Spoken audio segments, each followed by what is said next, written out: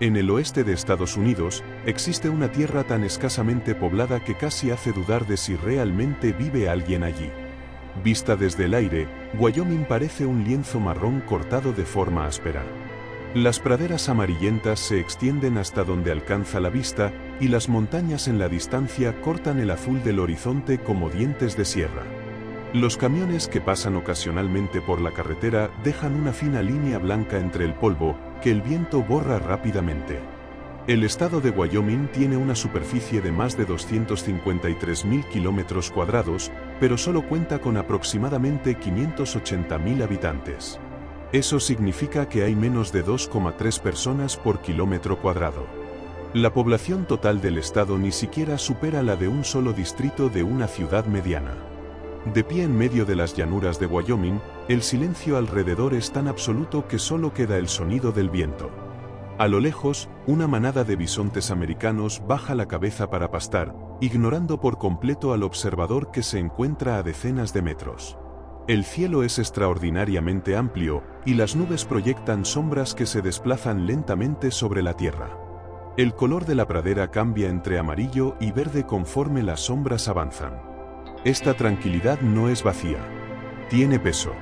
Porque aproximadamente a 8 kilómetros bajo la superficie de Wyoming, se esconde una de las estructuras geológicas más peligrosas de la Tierra, un supervolcán. Hace aproximadamente 640.000 años, este volcán entró en erupción. La erupción liberó más de 4.000 kilómetros cúbicos de lava, y la ceniza volcánica cubrió casi la mitad del continente norteamericano. Todo el proceso dejó en el registro geológico una enorme depresión, un cráter volcánico de aproximadamente 72 kilómetros de largo y 55 kilómetros de ancho. El paisaje formado por aquella erupción es el mismo lugar donde hoy se encuentran las personas. Y este volcán nunca se ha dormido realmente. Solo está esperando.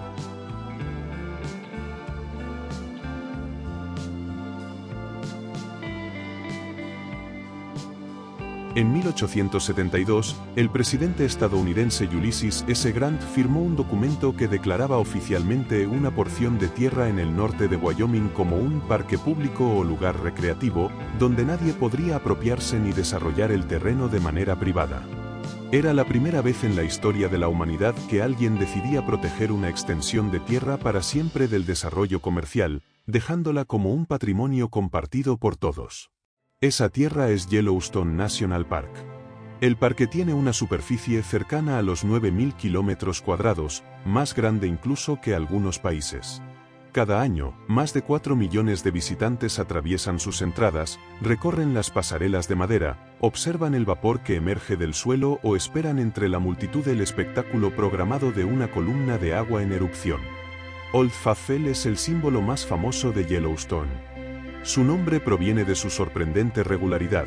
En promedio, cada aproximadamente 90 minutos, este geyser lanza decenas de miles de galones de agua hirviendo a una altura cercana a los 56 metros.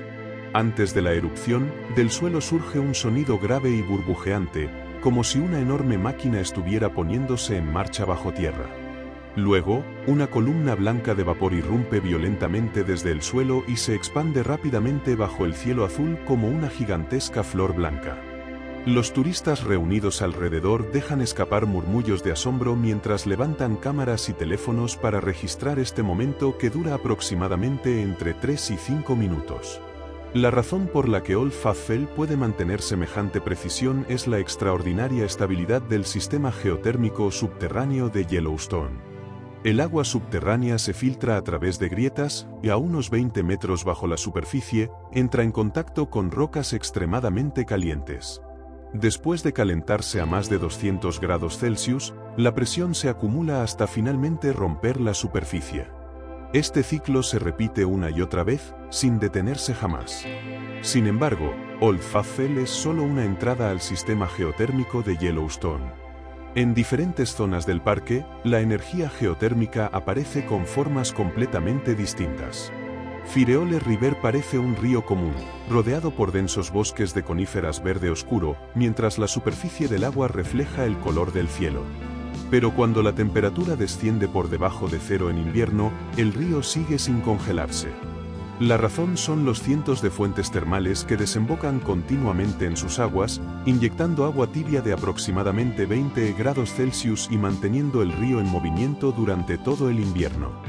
Cada vez que el aire helado entra en contacto con la superficie cálida del agua, una fina capa de niebla blanca se eleva lentamente y se dispersa entre los árboles. Excelsior Geyser Crater hoy parece simplemente una tranquila piscina de agua, con un diámetro cercano a los 90 metros. El agua mezcla tonos azul profundo y verde esmeralda. Pero esta piscina vierte aproximadamente 1500 litros de agua caliente por minuto en el Fireole River, manteniendo una temperatura cercana a los 90 grados Celsius. Hace más de un siglo, este lugar era el geyser más grande del mundo, capaz de lanzar agua a más de 90 metros de altura. Después de una actividad eruptiva especialmente violenta en la década de 1890, es posible que su sistema subterráneo de conductos se bloqueara parcialmente, y desde entonces dejó de entrar en erupción, convirtiéndose en la tranquila piscina termal que existe hoy. Grand Prismatic Spring es la fuente termal más grande de Estados Unidos, con un diámetro superior a los 110 metros y una profundidad cercana a los 50 metros. Vista desde arriba, parece una pintura abstracta. El centro es de un azul profundo casi transparente, que gradualmente se transforma en verde, amarillo y naranja, hasta llegar a un intenso rojo ladrillo en el borde exterior.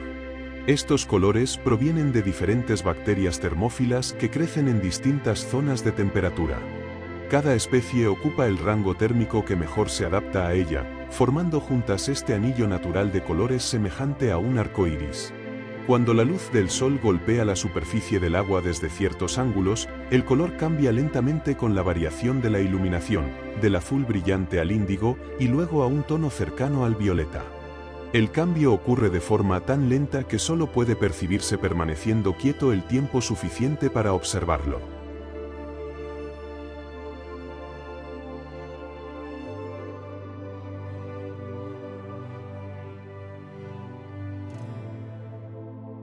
Norris Geyser Basin es la zona más caliente e inestable de Yellowstone. Aquí, la temperatura del agua subterránea puede superar los 230 grados Celsius, muy por encima del punto normal de ebullición en la superficie terrestre. El terreno superficial se ha vuelto blando debido a la constante actividad hidrotermal, adquiriendo un color blanquecino y un ligero olor a azufre. Este Amboat Geyser se encuentra dentro de la cuenca Norris. Es el geyser activo con la mayor altura de erupción del planeta, capaz de alcanzar los 90 metros o incluso más, equivalente a un edificio de 30 pisos. Pero, a diferencia de Old Faithful, las erupciones de este Amboat Geyser son completamente impredecibles. Puede entrar en erupción todos los días durante varios días seguidos o permanecer en silencio durante años. Antes de 2018, pasó casi 50 años sin grandes erupciones. Luego, sin ninguna señal evidente, volvió repentinamente a la actividad y entró en erupción múltiples veces en los años siguientes. Hasta hoy, los geólogos siguen sin poder predecir con precisión cuándo ocurrirá su próxima erupción. Mammoth Hot Springs se encuentra en la región norte del parque. Vista desde lejos, la formación parece una serie de terrazas blancas superpuestas, como una cascada congelada que desciende por la ladera. Estas terrazas se forman por la constante deposición de agua caliente rica en carbonato de calcio. Cada día, aproximadamente 2000 litros de minerales son transportados hacia la superficie y se depositan sobre las rocas, formando capas minerales blancas o beige conocidas como travertino. Este proceso de deposición nunca se detiene, lo que provoca que la apariencia de Mammoth Hot Springs cambie notablemente cada pocos años. Algunas terrazas pueden secarse cuando el flujo de agua subterránea cambia de dirección, y sus colores pasan gradualmente del naranja amarillento activo a tonos grisáceos.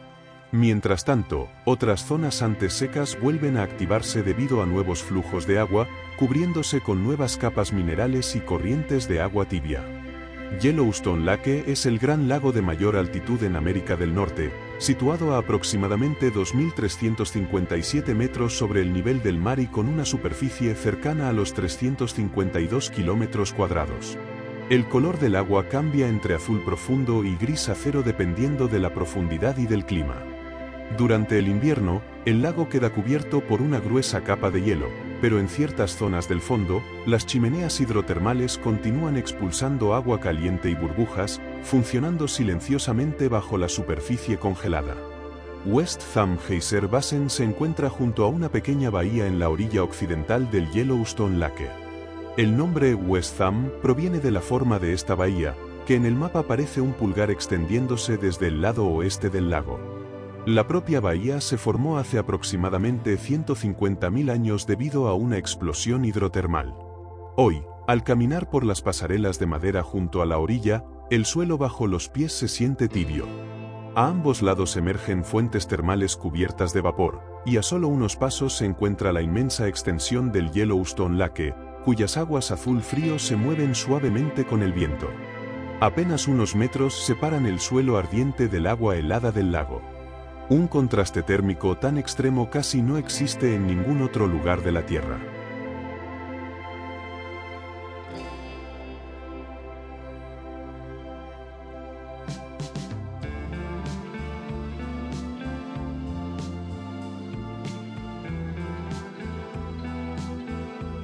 Yellowstone River es el río sin presas más largo de los 48 estados continentales de Estados Unidos.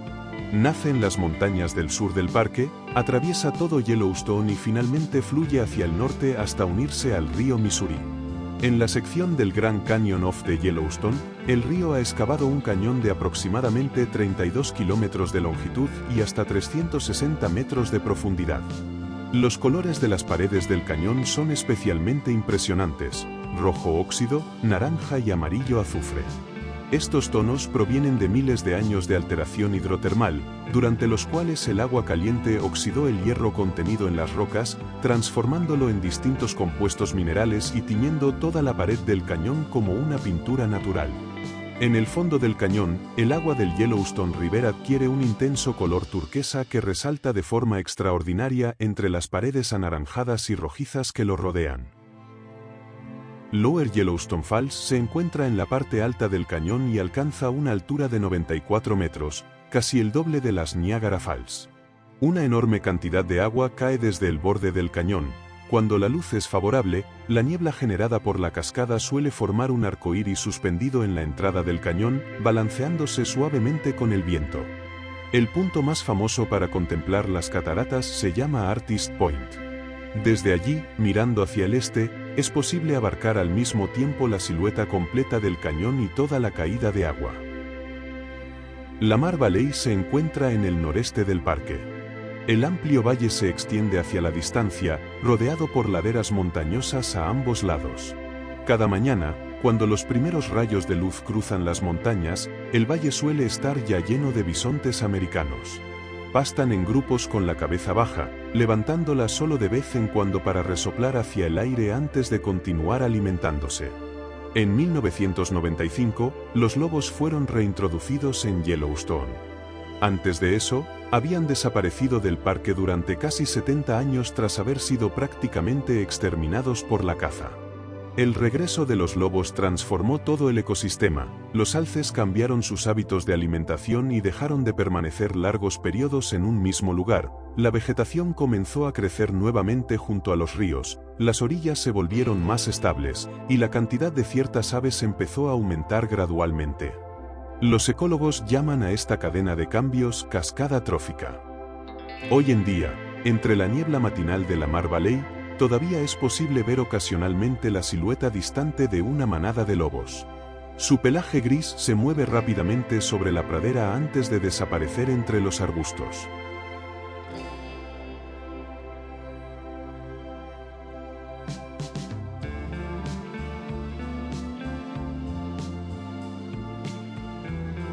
Desde Yellowstone National Park, conduciendo aproximadamente una hora hacia el sur, el perfil de las montañas comienza a volverse mucho más abrupto.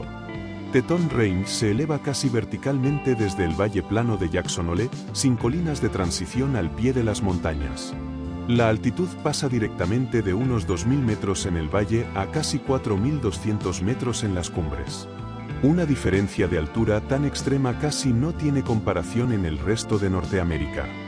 Grand Teton es el punto más alto de la cordillera, con una altitud de 4.199 metros. En los días despejados, visto desde el fondo del valle, el pico ocupa casi la mitad del campo visual. La cima permanece cubierta de nieve durante todo el año, mientras que las paredes rocosas bajo la línea de nieve muestran un tono gris oscuro que refleja la luz solar directa, como si estuvieran hechas de metal incrustado en la montaña. La cordillera Tetón se formó hace aproximadamente 9 millones de años, lo que la convierte en una cadena montañosa muy joven a escala geológica. Sin embargo, las rocas que la componen son muchísimo más antiguas. Algunas tienen más de 2.700 millones de años y están entre las rocas más antiguas conocidas de América del Norte. Los movimientos tectónicos relativamente recientes elevaron estas antiguas formaciones desde las profundidades hasta las alturas que poseen hoy. Grand Teton National Park fue creado en 1929 y originalmente tenía una extensión bastante limitada. En la década de 1950, gracias al apoyo financiero del empresario y filántropo John D. Rockefeller Jr., el parque se expandió hasta alcanzar casi 125.000 hectáreas, incorporando más valles y lagos bajo protección. Jenny Lake es uno de los lagos más populares del parque. Sus aguas, formadas por el deshielo glaciar, cambian de color según la estación y la luz, pasando del azul grisáceo al verde esmeralda. Detrás del lago se levantan directamente enormes paredes rocosas, cuyo reflejo se repite sobre la superficie inmóvil del agua, creando una imagen casi perfectamente simétrica.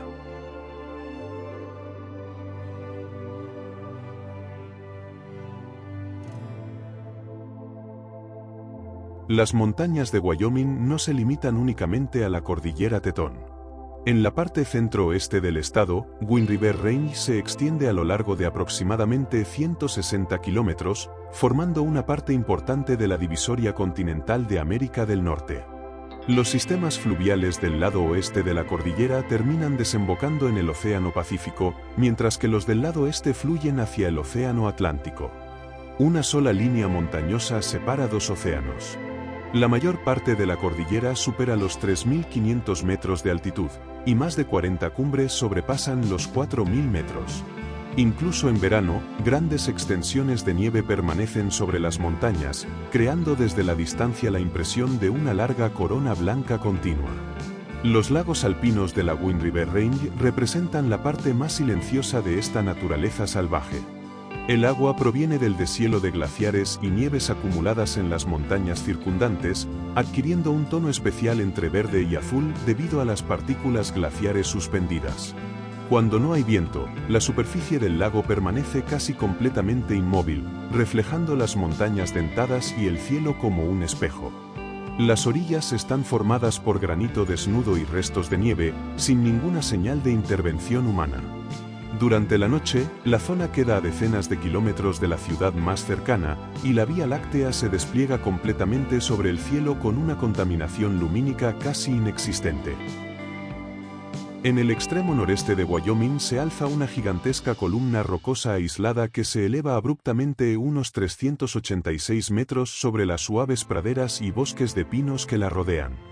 Su cima es plana y sus lados están cubiertos de regulares columnas hexagonales. Se trata de Devil's Tower, formada hace aproximadamente entre 50 y 60 millones de años durante un evento de intrusión magmática. El magma se enfrió lentamente bajo tierra, y las rocas sedimentarias más blandas que lo rodeaban fueron erosionadas a lo largo de millones de años, dejando únicamente esta dura columna ígnea aislada sobre la superficie. Las rectas grietas verticales visibles en su superficie son fracturas naturales formadas durante la contracción del magma al enfriarse. Estas se extienden desde la base hasta la cima, y cada columna presenta una sección transversal poligonal extremadamente regular. Vista desde lejos, toda la estructura parece estar formada por innumerables barras de piedra fuertemente agrupadas. Observada desde distintas distancias, Devil's Tower produce sensaciones visuales completamente diferentes. Desde lejos, parece una silueta cilíndrica que emerge bruscamente del horizonte, sin ninguna transición con el paisaje plano que la rodea. Desde cerca, las columnas adquieren una sensación tridimensional muy intensa bajo la luz lateral. El color de la roca varía entre gris claro y gris oscuro, con algunas zonas teñidas de marrón rojizo debido a la oxidación del hierro. Al amanecer, la luz baja del sol ilumina la torre desde el este y la tiñe de un tono naranja cálido, mientras su sombra proyecta una larga silueta oscura sobre la pradera. En 1906, este lugar se convirtió en el primer monumento nacional de Estados Unidos.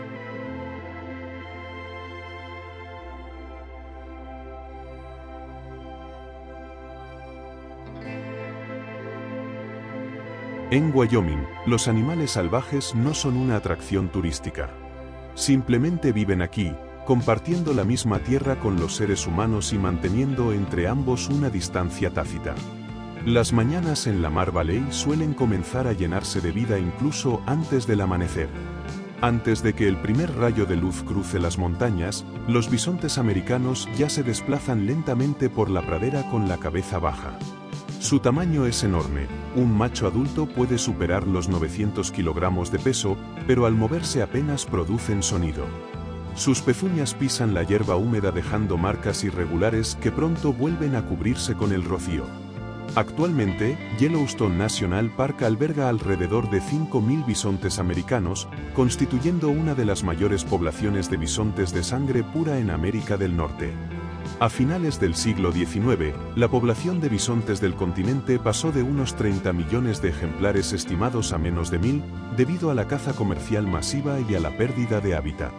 Las áreas protegidas de Yellowstone se convirtieron en uno de los pocos lugares donde los bisontes lograron sobrevivir, y la población actual desciende de menos de 200 individuos que quedaron vivos en aquella época. El comportamiento de los alces es más fácil de observar durante el otoño. Cada año, entre septiembre y octubre, los machos entran en la temporada de apareamiento.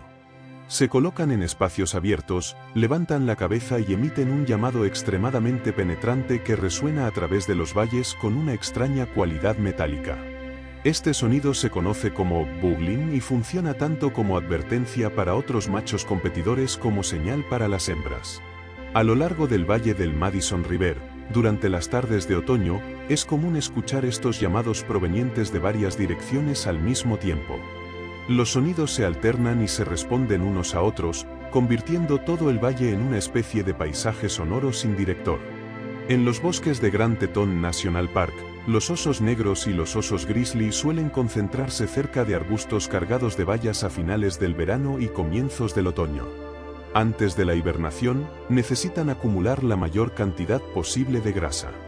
Un oso grizzly adulto puede consumir más de 20.000 calorías al día, pasando gran parte del tiempo buscando bayas, excavando raíces subterráneas y siguiendo bancos de peces.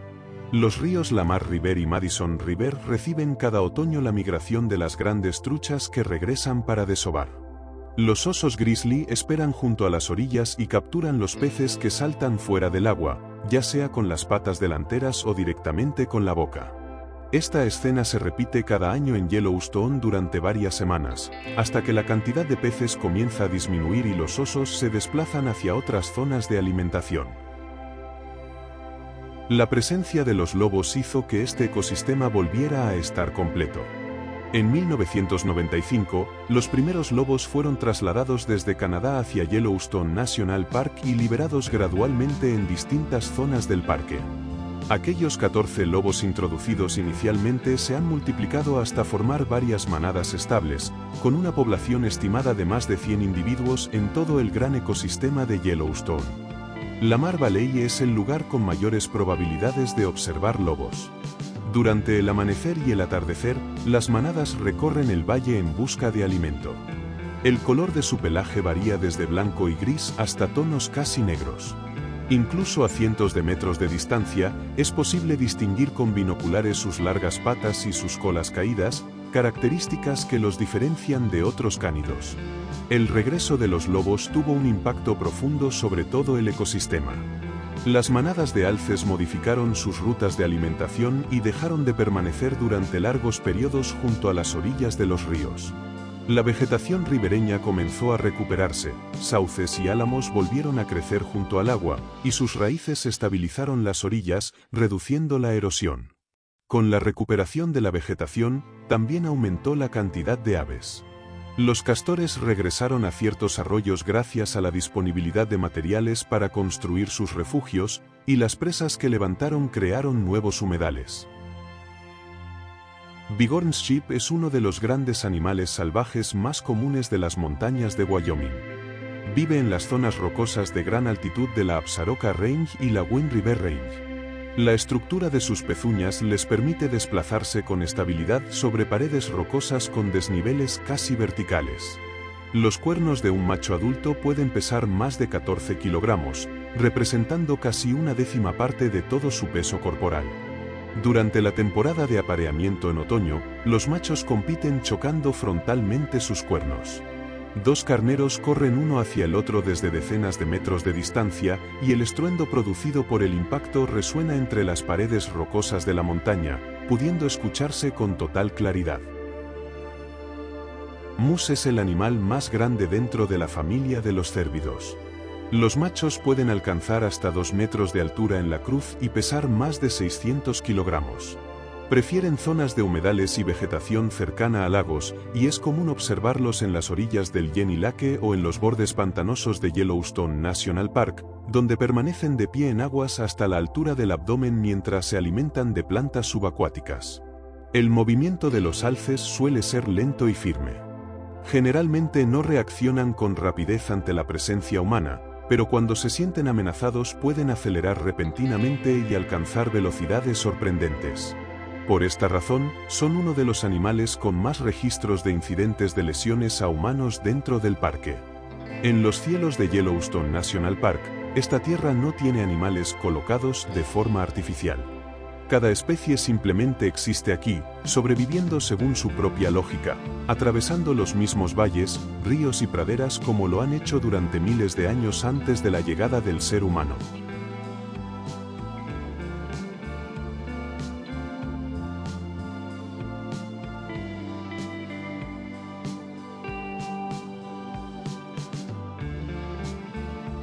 La combinación del tamaño de Wyoming, su densidad de población extremadamente baja, su diversidad topográfica y su complejidad geológica crea una imagen difícil de resumir con una sola palabra.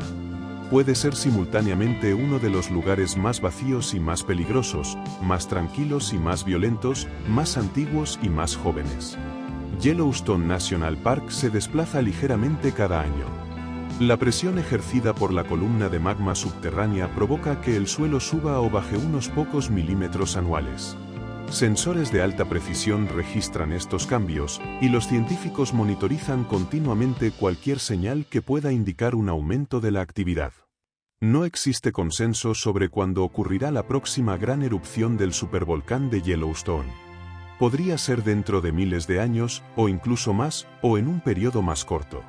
Sin embargo, la mayoría de los geólogos coinciden en que, incluso si llegara a entrar en erupción de nuevo, lo más probable es que tenga una escala más cercana a explosiones hidrotermales intermitentes que a la erupción catastrófica de hace 640.000 años que alteró el paisaje de un continente entero. Pero la incertidumbre en sí misma es una de las características más auténticas de esta tierra. De pie entre la multitud que observa la erupción de Old Faithful, viendo la columna blanca de agua expandirse hacia el cielo azul, con el aire cargado de un leve olor a azufre y el suelo situado sobre una de las zonas geotérmicas más intensas del planeta, es difícil reducir esta experiencia a cualquier metáfora simple. La Tierra aquí está más cerca de la superficie que en casi cualquier otro lugar.